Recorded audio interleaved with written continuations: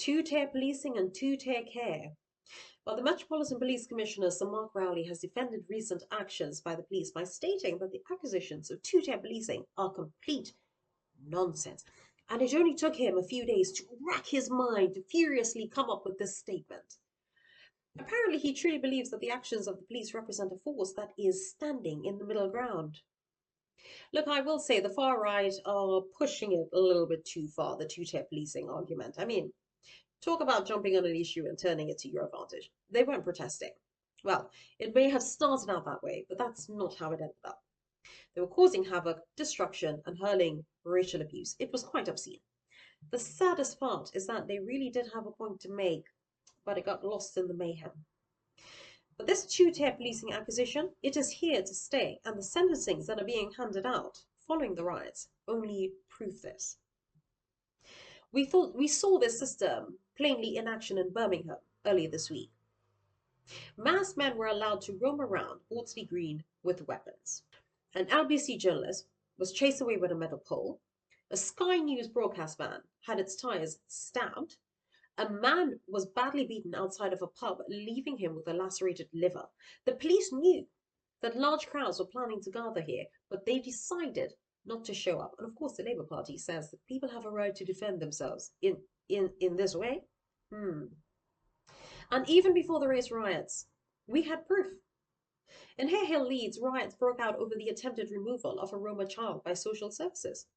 Well, the police weren't enforced then. Oh no. They were apparently ordered to retreat. Here they are, literally running away from the protesters. The protesters in London, by the way, were chanting, "Where the were you in Leeds?" Where is the show of middle ground and demanding law and order that Rowley speaks of? Rioters reportedly overturned a police car, set fire to a bus, and wreaked havoc for the rest of the evening, and the police essentially allowed the rioters to tire themselves out.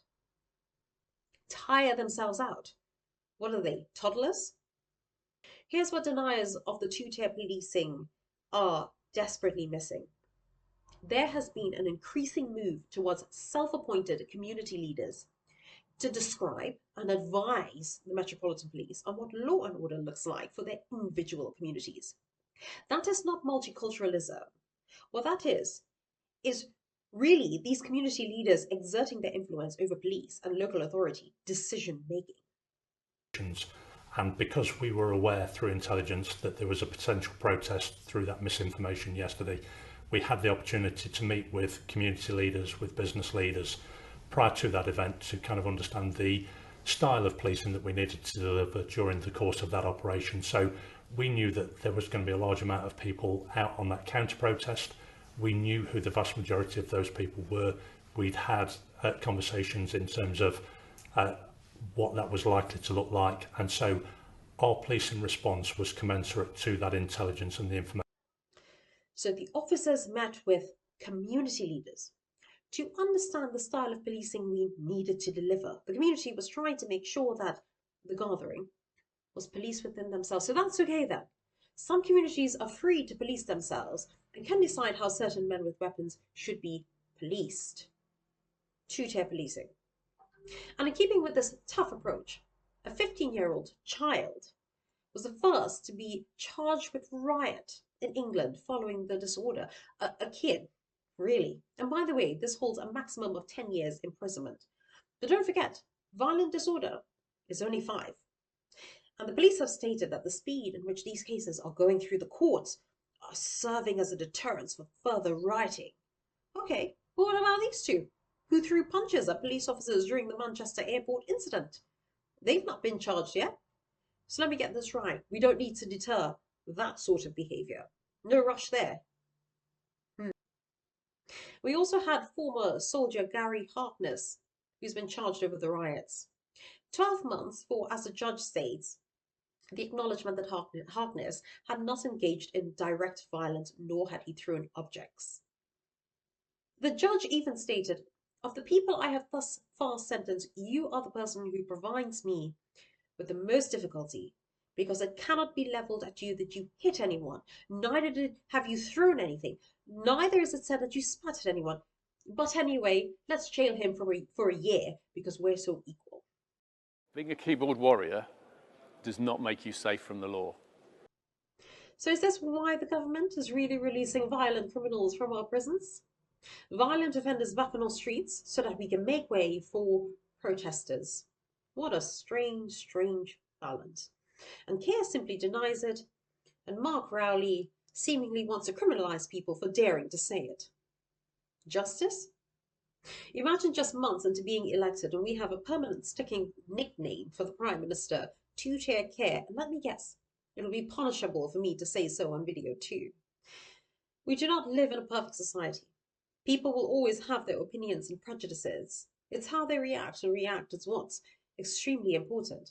Directly causing harm to another individual is punishable by law because it's against the common sense approach to living peacefully in society. But having an opinion, having a voice in a democratic society is essential to ensure that the government keeps moulding itself to a constantly changing public. That's not what this government is doing. It's not behaving like a democratically elected body, but rather like a smaller version, an upcoming Communist Party intent on protecting only a small segment. They'll want to tell us what to post on social media now, and next, what we should think. And speaking of strange, strange balances, back to this massive budgetary black hole that Reeves has been PRing about. We needed to properly balance the books, so the most sensible thing Reeves could come up with was removing winter fuel payments for pensioners. So if you worked all your life, paid taxes, get to your retirement, and hope to enjoy your old age, think again. Reeves needs that money, and your warmth is not her concern. Pensioners. That's who they're going after. Well, as for ASLEF, they secured their 14% pay rise. A Reeves thank you gift for a wonderful win. But it was too easy. Mike Whelan has said that there's another dispute, all separate from the pay rise, of course. ASLEF claims that a breakdown in industrial relations, bullying by management, and persistent breaking of agreements is behind a renewed strike campaign. So instead of trying to sort this out internally, they're going to be striking every weekend for the next 3 months. And by the way, we still don't know how the government is going to pay for that 14% pay rise. Yikes, Rachel. Imagine those pensioners affected by your money grab reading that in the press. But wait, I hear fast galloping hoops. It's only RMT boss Mike Lynch who's made it clear that he wants his union members to get exactly the same pay deal ASLEF received. He stated, "We are expecting a parallel synchronized offer to that of ASLEF." And he's also threatened fresh train strikes ahead of meetings with the government next week. No rises in taxes, huh? The government that was ready and poised have decided to go with a just pay up now and worry about it later approach. Well, that sounds like what gambling addicts do. But in this case, it isn't cards that they're playing with, but people's lives. That's it for this week's Rebellious Politico.